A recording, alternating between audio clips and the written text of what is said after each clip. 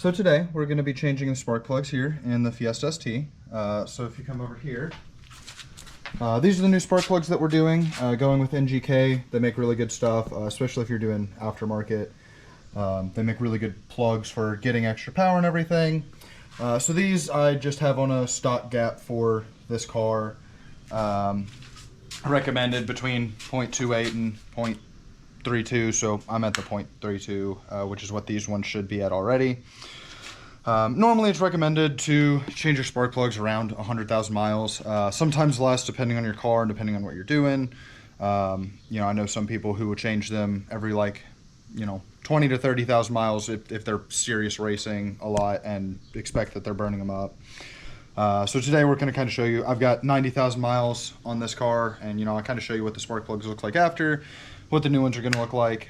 So your spark plugs are used for igniting the fuel within your combustion chamber. So once they start getting burnt up a little bit, they stop working, they stop being as efficient, you start losing fuel efficiency, you can start misfiring.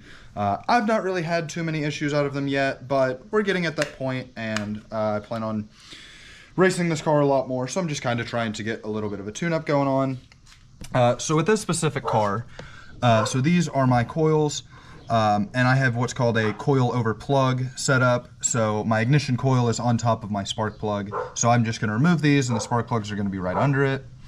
I recommend you get yourself a spark plug socket. They have a little rubber piece in them to help you grip your spark plugs pulling them out, because a lot of the time you really can't get them by hand, and you want to make sure you're not breaking any of them, because if any of the fragments get down in your motor, it can be a very bad day. So we'll just start with taking this apart, and this is going to be, I think, an 8mm socket. So we're just going to start with taking these coils off, get the old plugs out, and then we'll get the new ones in. And this is not a really hard process, especially when you have cars like this, and straight 4 cylinders with them right on top of the motor. Super easy. Most of your 4-cylinder cars, your Honda Civics, your Fords, even your Toyota Camrys and stuff, a lot of them have a coil over plug set up anymore. It's just a good way of doing it, easy way of doing it. A lot harder when you have bigger motors, but we have the luxury of having a small motor. So once I get those screws out, this is going to pop up, and sometimes you'll hear a little pop as it comes off. Might want to unplug it.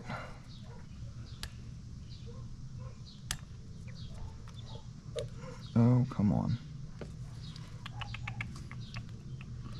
There we go. So we'll just unplug it. And again, so we want to make sure that we keep each coil with each one that it was. Sometimes it really shouldn't matter, but being that these are the coils that have ran on it for so long, I'm just going to keep them, because this one might have the wear that's the same on this cylinder, where that one has the same wear that's on that cylinder. So just for rule of thumb, I'm going to keep everything organized, do them one at a time. But so there's our coil. Inside of here, it connects with the electricity from your car through this plug, and based off the timing on your car, it's going to send current through here, which will transform it and send it down into your spark plug to create that between the gap here on the spark plug. Between that gap, there's going to be a little arc of electricity, and that arc is what's going to cause your fuel to ignite. So this is for sending that current to that spark plug. And at some point we'll be replacing those as well, but for today we're just doing spark plugs. And so there she is, way down in there. So we're gonna get that out. I gotta grab an extension real quick.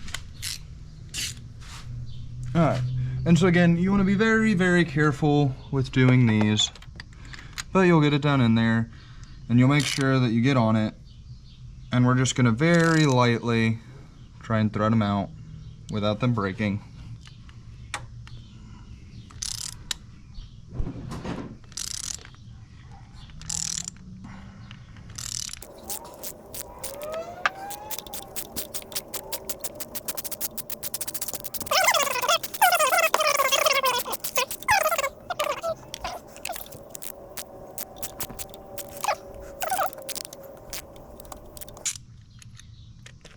Yep, there we go. So you can see, so these actually don't look too terrible, but you can see that all that black stuff on there, all that carbon buildup and everything, it's just gonna make them a little less efficient.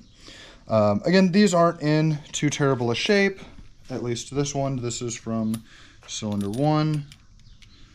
So we're gonna come over here, make sure that that is in fact the same size, and we can see here that we're looking at very similar gap there. So we should be able to just put these ones straight in. Again, you can check your gaps. They make gap tools.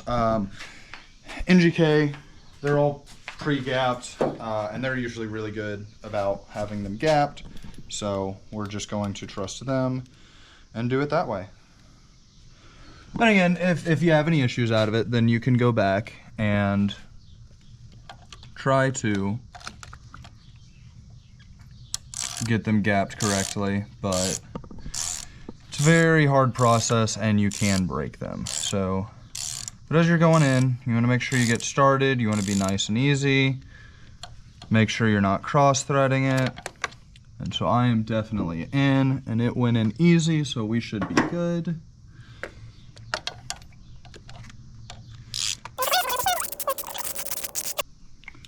So, I recommend torquing these for the sole fact of they are very easy to break. This here can shatter very easily, and if that shatters, that porcelain shatters, you're not going to get the arc where you need it, because instead of sending it all the way through here, it's going to start arcing up here, and you're just going to burn up the coil and the spark plug, and you're going to start misfiring. So you want to be very careful with these. So for this specific car, it looks like it's an 11 foot-pound torque. Again, not very much. So we're going to make sure once we start getting snug that we get that right torque.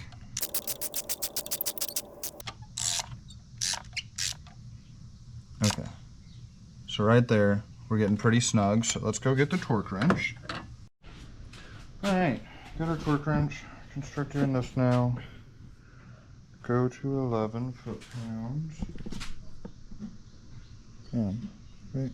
Yep, that's 10. That's 11. And then we can get over here, put it on. So we're already there. So I'm gonna back that off a little bit, and we'll tighten it at 11. There we go. All right, so there's our 11 foot-pounds.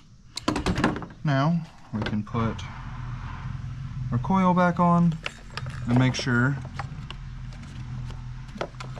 yep, it gets nice and snug on it. And then put these bolts back in. And these I'm sure have a torque as well, but I'm not as worried about these. So we're just gonna do some German torquing and get them Guten tight.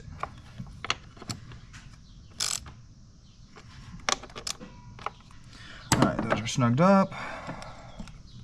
Plug her back in, and we'll go to the next one.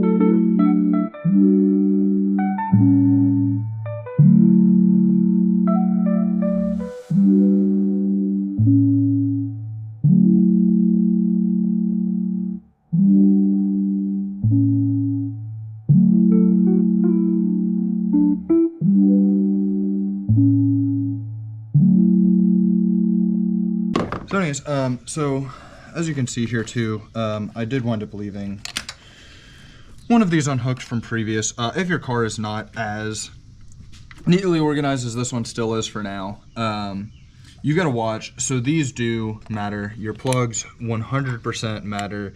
If you plug these up in the wrong spot, your car will not run properly because your computer sends a firing order to all of these. So if it's 1, 3, 2, 4, then, well, if I swap these two, well, now it's gonna go 1, 2, 3, 4, and the motor's not gonna run right because all of these cylinders are offset of each other. They're going to rotate at different intervals, and based off of that, the computer knows what firing order it needs to be. So don't get these mixed up. Make sure they go back with the cylinder that they were on. Otherwise, your firing order can get messed up. You can start having misfires, or worse, you can have pre-ignition or post-ignition, and it is not a fun thing. And sometimes you actually can destroy your spark plugs that way and destroy your motor that way. So just make sure everything gets put back on the way it went. But that is done. So before we close it, let's turn this on. Make sure we don't get any misfires. Let me go grab the keys. And look at those puppy dogs. I know. Look at those pretty puppy dogs. Little shits. Alright, so Oh, let me go this let's way. start it. Make sure everything runs fine. How do you know if it misfires? You'll hear it. Oh.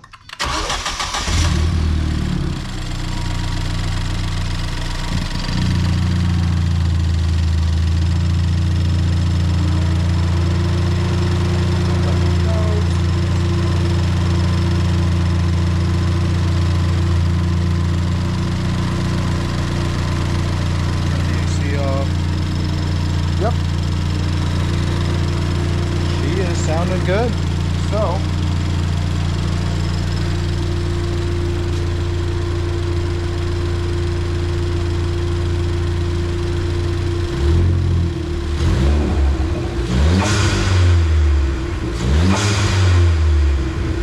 It sounds like a whip.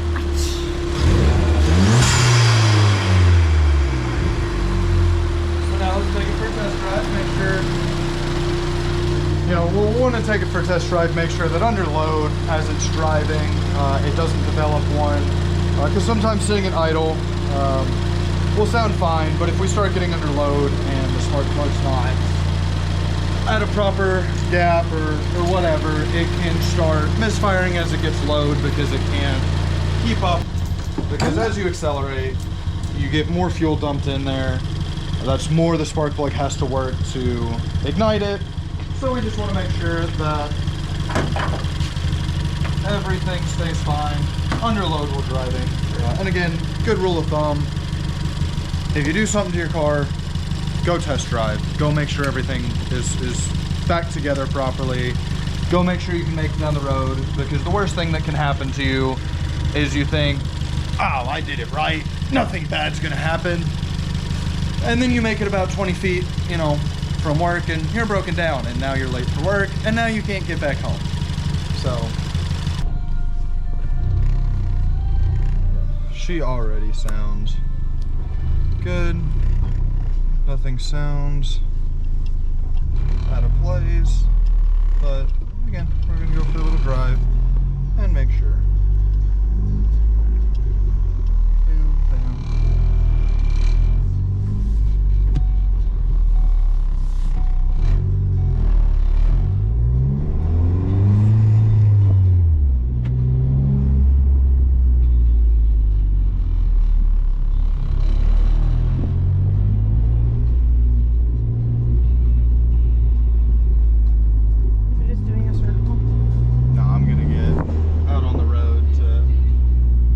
Once it's under boost and under pressure, that everything My hair's still still happy. naughty. Oh no. No. Just brushed it. Oh no. You have a hair clip. I know, but I'm holding your camera up. Trying to Be a good camera gal. Oh God. Oh, my hair. Oh yeah.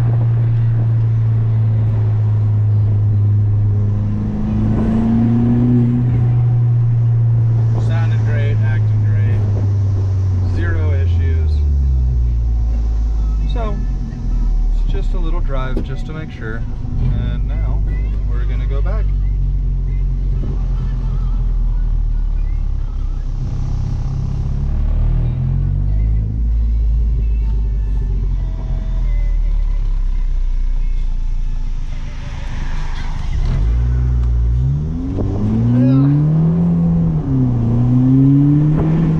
Oh my gosh, my hair. No.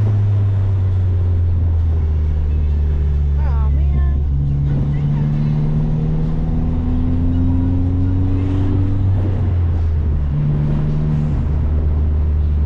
I think my hair got into the camera too. I'm sorry. That's fine. But here we are back. New spark plugs. Everything sounds like it's running good. No misfires, no issues. Getting up to boost, no codes, no lights, so Yep, it's as I would call that a obnoxious as- success. Yep, it is as obnoxious as usual. Hell yeah. Can't wait to give their dogs their ice cream. Their pup cup.